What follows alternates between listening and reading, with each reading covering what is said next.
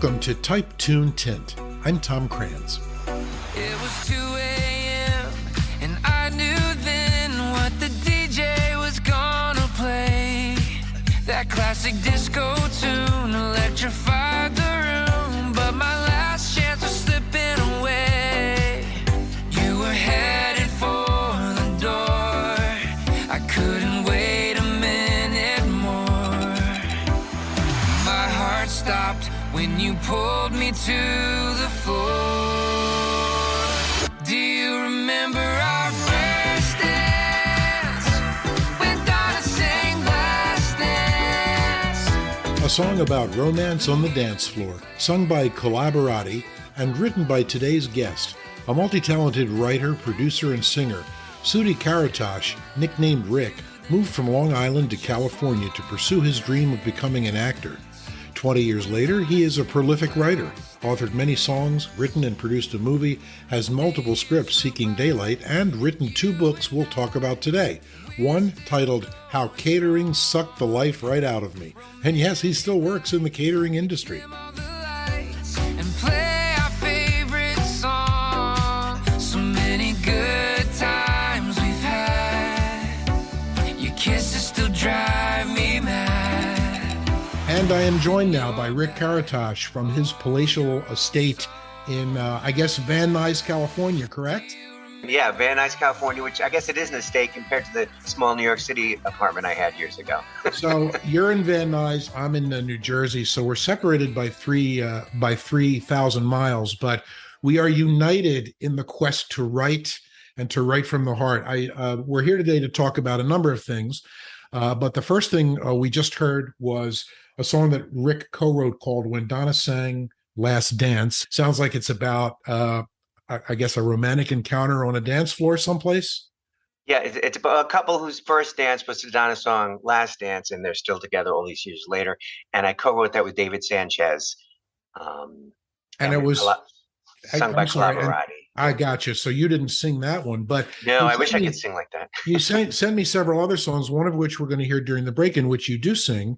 And, you know, between the music and the writing and the movie and the screenplays, I'm not sure that half an hour is going to be enough time, but we're going to try. I may have to revisit you around Christmas time because you also wrote a Christmas song. I have many Christmas songs. So yeah, we could do, I have like 6 or 7 Christmas songs. I did videos to those. Yeah, so that would be fun to do. All right. So Rick has a website, which I believe it's SudiRick.com, correct? Yes, correct. So that's SUDIRICK.com. And folks, instead of me sitting here and telling you everything that's on that website, just go to it while we talk here, because you'll see that Rick he's written 2 books, which we're going to talk about today, including the one entitled How Catering Sucked the Life Right Out of Me, which, I mean, what else do you need to know besides the title, right? I mean, there's that one's... I got to tell you, it's the most fun I've had reading a book about food since Anthony Bourdain's first book, Kitchen Confidential. I don't know if you read that book. No, I didn't, but I'm going to quote you on that. I like that quote. Yeah, Kitchen Confidential is all about kind of the back workings of like a busy kitchens in New York. But, you know, if you read Rick's book, How Catering Sucked the Life Right Out of Me, you will never again go to another catered event. That's all I can say. Or at the very least, you'll know how to act and exactly, or you'll want to research the group to make sure there's nothing negative about them on Google. So, are you still catering now, or are you doing your entertainment stuff, or both? Both. I wish I was doing only the writing and producing and all that, but I do some catering on the side. You know, when things are slow, and you know, who knows? Maybe I'll get enough material for volume 2.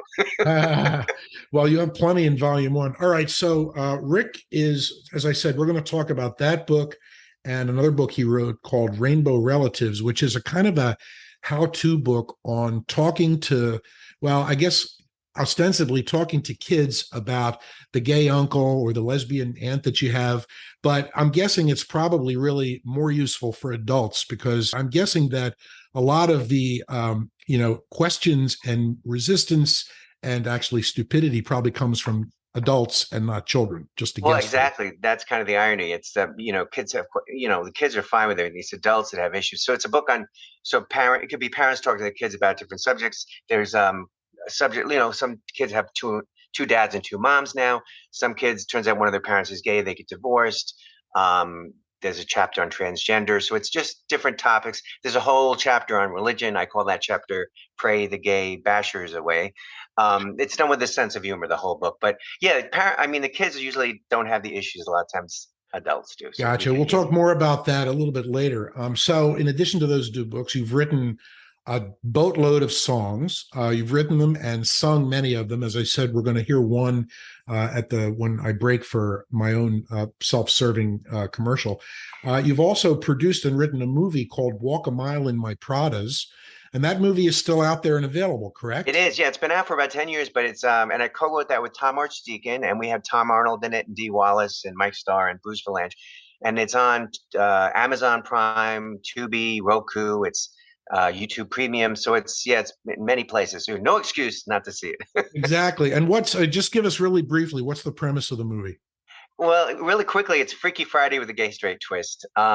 It's two guys. One is a homophobic macho construction worker, and his coworker get their sexual orientation switched due to some Christmas magic 2 weeks before the straight guy's wedding. So it's kind of just a fun comedy, but with a little message in there too. That's a hook. So where can you see it now? Is it like out on Netflix or Amazon? Yeah, well, it was on Netflix for 2 years. Now it's on Amazon Prime, Roku, Okay. Tubi TV. It's free on Tubi TV, and then it's a few dollars, I guess, if you rent or buy it on Amazon Prime.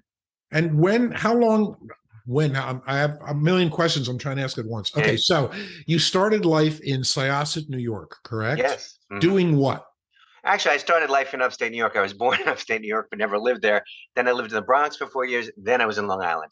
Okay. What was the question then after that? What did I do? Doing what? What was your trade? Oh, well, I went to college for, in Plattsburgh, New York for marketing and business, but I always wanted to do acting and things in the arts. And I slowly got more and more into that. In fact, I took more acting classes and stuff at college than I did my business classes. And then I took some acting classes at HB Studios in New York City after that.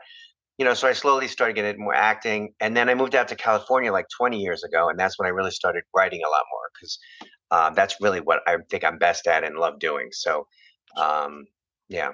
So you've actually been writing for a long time. 20 years or more? More than that. Yeah. Well, I started writing songs like 30 years ago. And I feel like they're finally stuff is starting to happen with them. But that's how I started. Then I started writing sketches, and then I started writing scripts, which I never thought I would do.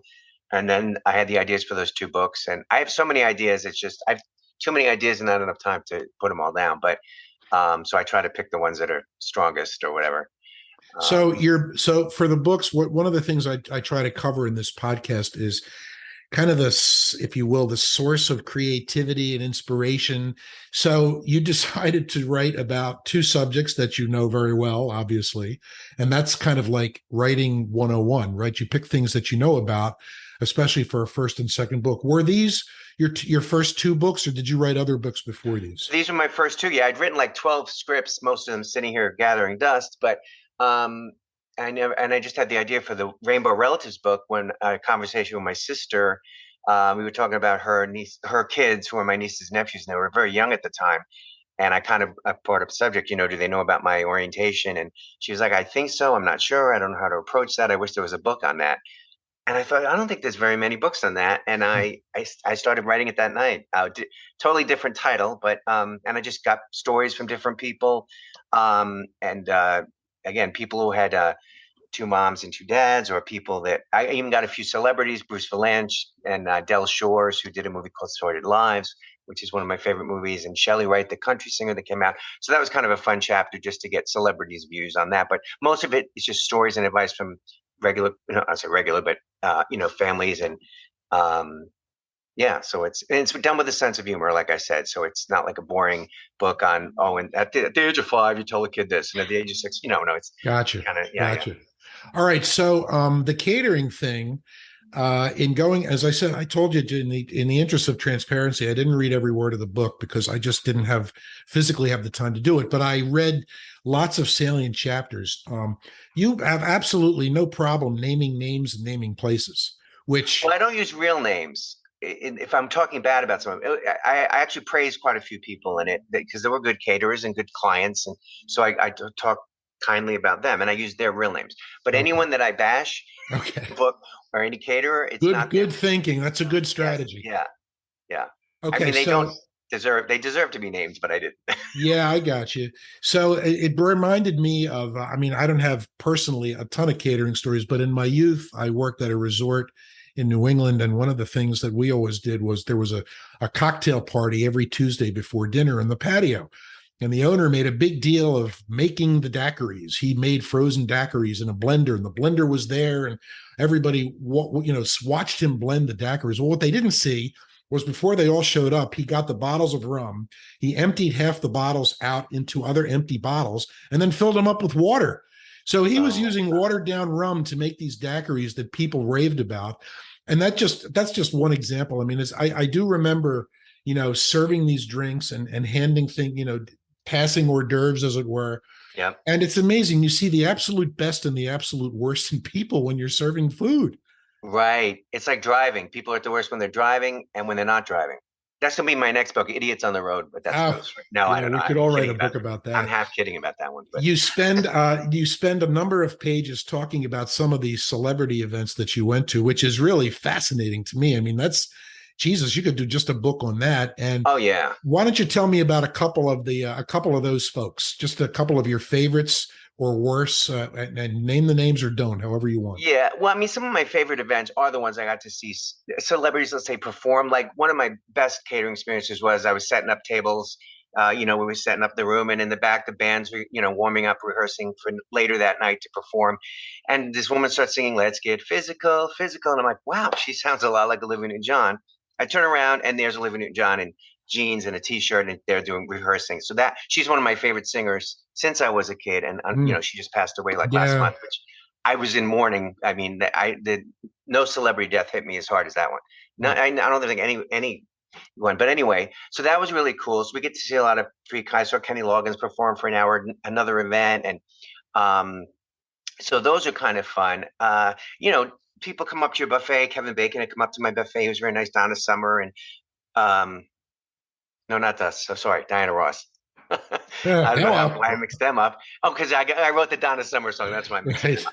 All right, but yeah, so those are kind of interesting to see. The Beach Boys playing at one event, and this, and some of the celebrities are very nice that you're serving hors d'oeuvres to or whatever. And there's a few that aren't. There's one in there. I don't use her real name, but she was just very rude, and the buffet wasn't open yet. We told her to go to the other one. And I remember. I know who you're talking about. Yeah, but well, I guess it goes to show you selebrities, I guess, are a cross section of humanity. It's just like anybody else. Some are, some are great, some are assholes, I guess, in the real world.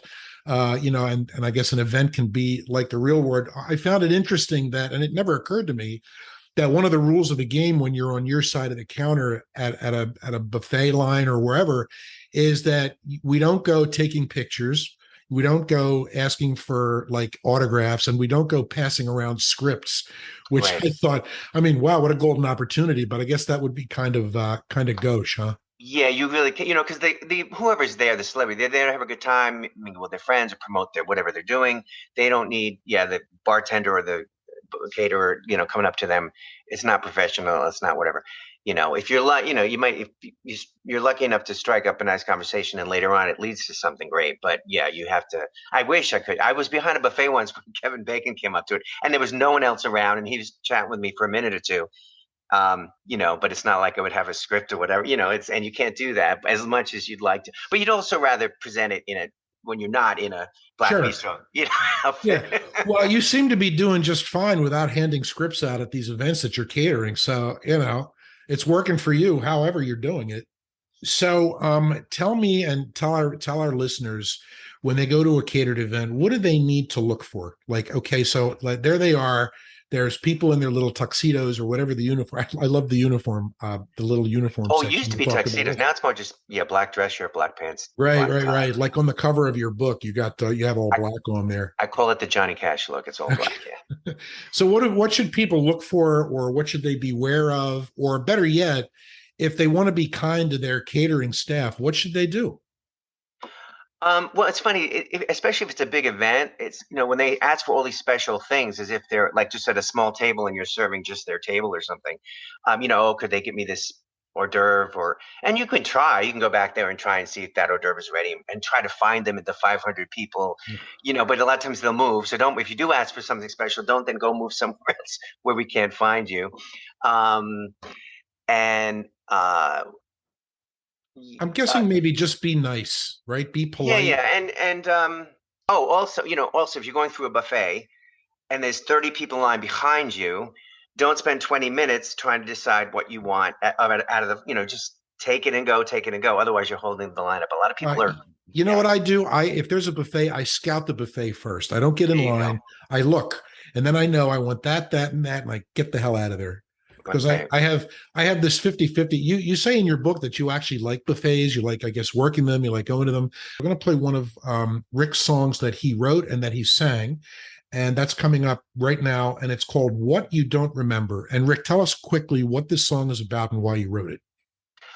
It's about kind of about Alzheimer's or dementia. Someone who I won't forget what you don't remember. So it's a nice song. I honestly, it came from just a title. I thought of the title first. I didn't write it for someone that I know, but I took the experiences of people I know, and many people suffer from Alzheimer's or have family members that do.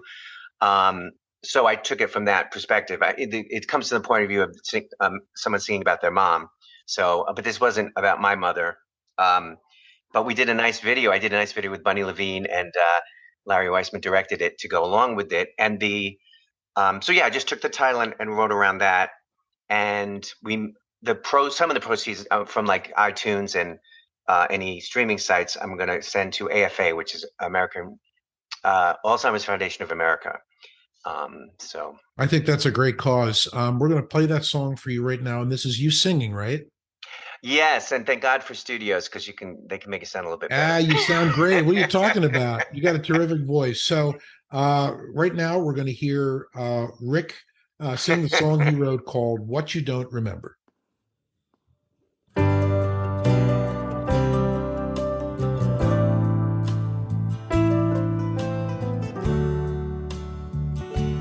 I can still taste the soup you made when I was homesick from school.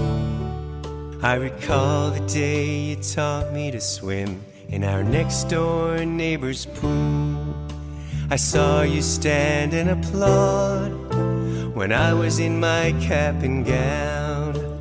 You still mean so much to me, but to you, I'm a stranger now.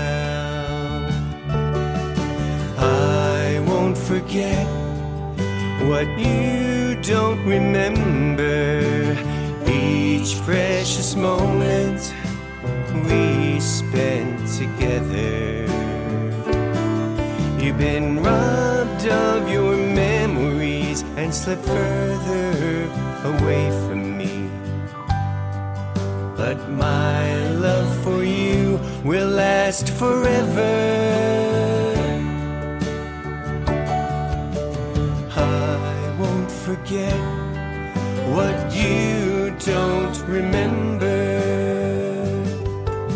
You cried when I walked down the aisle, as many mothers do. You were proud when you held your new grandson, watched him as he grew. I won't forget what you don't remember, each precious moment we spent together. You've been robbed of your memories and slipped further away from me, but my love for you will last forever.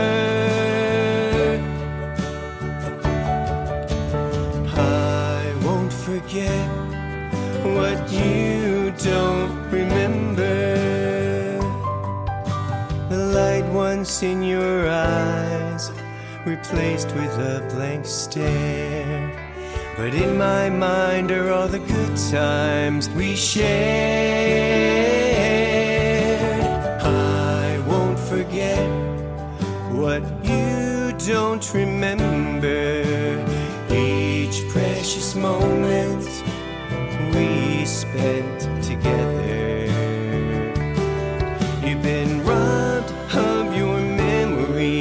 and slip further away from me. But my love for you will last forever. I won't forget what you don't remember. No, I won't forget what you don't remember.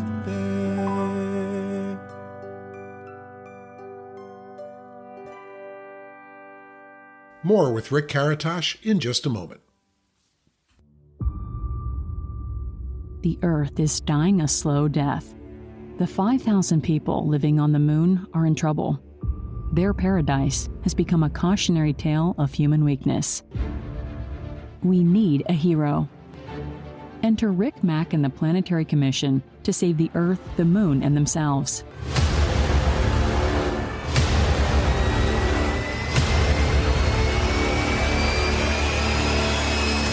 Moon Rescue: Escape from the Dome by Tom Krantz. Now available in ebook, paperback, hardback, and audiobook.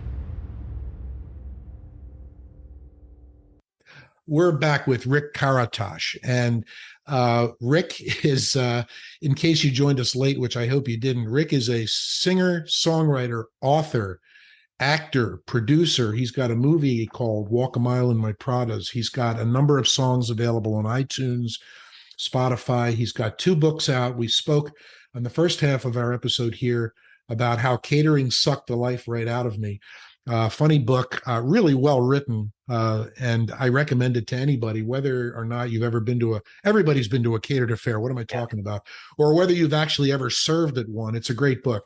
I want to talk right now about the earlier book that you wrote, which is called Rainbow Relatives. And this is a book that we spoke briefly about, but this, the mission here is basically, well, tell us what the mission is. It's just how to tell kids about or speak to kids about LGBTQ families and friends. So it's just a lot of kids, even if no one in their family is gay, they might have a classmate that's gay, or almost every family has an uncle or an aunt. Like the first chapter is there was no monster in your closet, but your uncle was. So that's about coming out to nieces and nephews. There's another chapter on bullying, which is a big thing. So there are some serious aspects to the book as well. But it's just answering a lot of questions that kids might have about just different things. And nowadays, too, it's a lot better because there's a lot more on TV. They're seeing, Modern Family, or seeing things, whereas years ago, there weren't those kind of shows where it would open up discussions and stuff like that. So, but at the same time, we're going forwards, but we're going backwards. Like there's all these laws trying to be passed to stop same-sex, or marriage and stuff. So kids if they're getting these messages that this is wrong, or this is, so it helps maybe answer some of those kind of questions. And so the idea of the book is to help parents, and through people's stories. I really got real stories from people on how they, if there's 2 mom and 2 dad families, or, the kid is asking, oh, mom, how do they have 2 dads? How did that happen? Gotcha. And yeah. You mentioned TV shows, and it occurred to me that I wonder what you think the impact has been of shows like Will and Grace, for example, which was on originally, a decade or 2 ago. And they kind of, okay, he was gay, but she was not. So they kind of hedged their bet a little bit there. Let's hook him up with a straight woman because, a lot of people they won't be, I guess, repelled by that. I'm sorry to use that word. But he and Jack did have their thing going. And now, fast forward to Modern Family, where we not only had a gay male couple, but they got married, and oh my God, they kissed on the show, which was something that you didn't see, I think, ever really in any kind of popular media. No. You think that stuff was good? Did it help? Did it hinder? What's your opinion on that? Yeah, no, I think it helps a lot because you're seeing if people have never met a gay person or that they know of, and they're seeing just that they're like everybody else. And what's good about those 2 shows is they're using humor. And I try to do that in the book as well. When you use humor, you can get points across better. People are more apt to listen or more apt to read it. So I think that's a good thing. I mean, I guess some drama is good too for whatever, but those 2 particular shows were comedies. And I think both of them, just helped open, the more visibility you have, the more, and people are afraid of things they don't know. So once they feel like they know people better, and that's why hopefully the book is helpful too, because they're going to read all these stories about people and feel like they know them, or get to know that, these families are no different than your families. They're trying to teach them. They go to school. They're trying to feed them. They're trying to keep them healthy, teach them right from wrong. It's just the same thing. It's just they happen to have two moms or two dads, or they just happen to be gay or lesbian or transgender is a big one too, because a lot of people still misunderstand a lot of that. I didn't know a lot about it, so that was a good chapter for me to work on for myself and interview a lot people that were transgender. So do you do things like, do you take your book on the road? I mean, do you ever do things like read to kids or go to schools or any of that kind of stuff?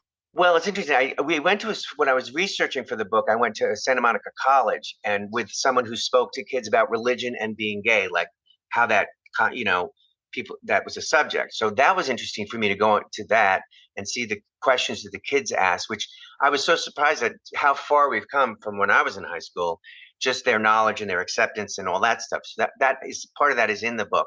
When the book came out, and that was before, that was 2018 BC, before Corona. So for the Rainbow Relatives book, I was able to do like a mini, book tour. People say I should go a worldwide book tour just to make it sound. No, but we went to New York, Long Island, where I grew up, Syosset. We did at the Huntington Review. We did a great reading and question and answer, and like 70 people came, and that was really cool. And I did that in a few Barnes and Nobles. Some of them were just signings, and some of them were, which that was interesting too. Some of the conversations I would have with people. So yeah, I went to P-Town, Provincetown for one, at East End Books, and and some of them, I did some readings from it and Q&As. Now for the other book, How Catering Sucked the Life Right Out of Me, I couldn't do that because of the pandemic, so everything was done virtually. And you don't have to do anything for that book. Well, that's true. Yeah, you're right. Yeah. Do a podcast, do a couple interviews. You're golden, man. I hope you sell a lot of that book. Thanks. Because it's really great. What do you got in the hopper now? You have any projects pending or about to come out? I have tons of projects. Our brand new one is another book, which called what is it called? Either Fork the Algorithm, Facebook Jailbird Stories, or Fork Facebook and the Algorithm it wrote in on. Or it's about people who've been banned and restricted and put in quote unquote Facebook jail. I don't know. You may not know of that, and some people don't yet, but there's thousands and thousands of people who have, are punished for like 20 days, 30 days. They can't post. They can't do this. Yeah, I know somebody like that. Yeah, innocent. Like a word, for example, I said, stick a fork in him, he's done. And next thing I know, I'm banned for violence and promoting violence and hate speech, which all I meant was his career is over. But the algorithm just picks out the word. So this isn't even someone complaining that you're harassing them or something. It's just an algorithm picking out words. And so many people have funny stories about a word they used or something that was misinterpreted. And so we're collecting all these stories. So that's one project that kind of turned up suddenly, that it's writing itself kind of thing.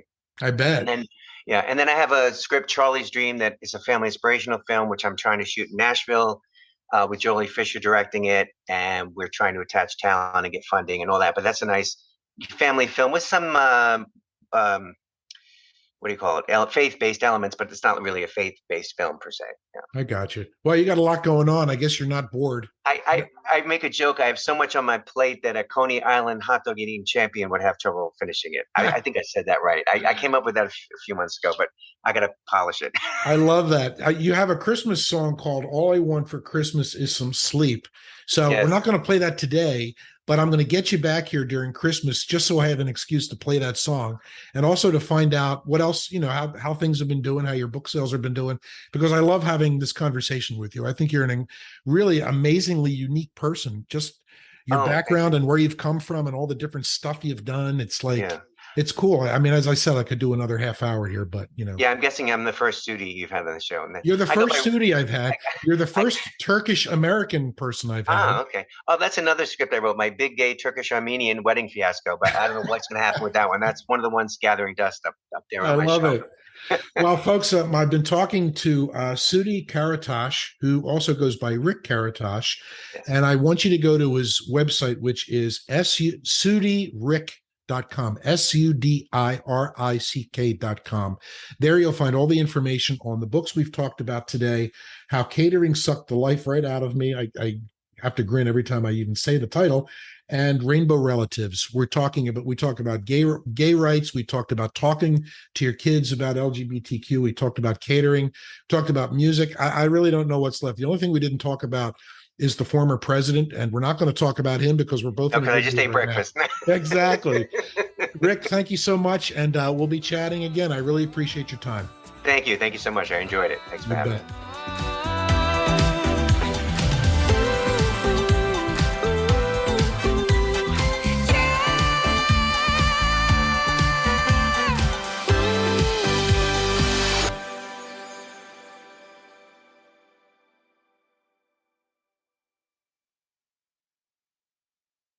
Hi, folks. Tom Krantz here. I appreciate you tuning in to my podcast, Type Tune Tint, and I especially appreciate those of you who have subscribed.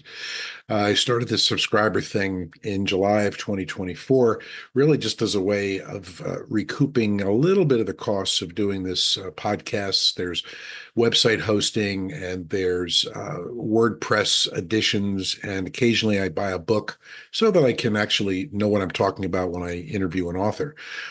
You can subscribe to this podcast for as little as $3 a month. Comes off your credit card automatically, and for $3 a month, you get the satisfaction of knowing that you're helping keep this podcast going. I'm in my 5th year now, but also I will occasionally offer exclusive content just for subscribers. So give it a shot. I appreciate you taking the plunge. You can unsubscribe anytime you want. If you have any questions or comments, of course, you know how to get in touch. So please subscribe, and I appreciate it. Thanks.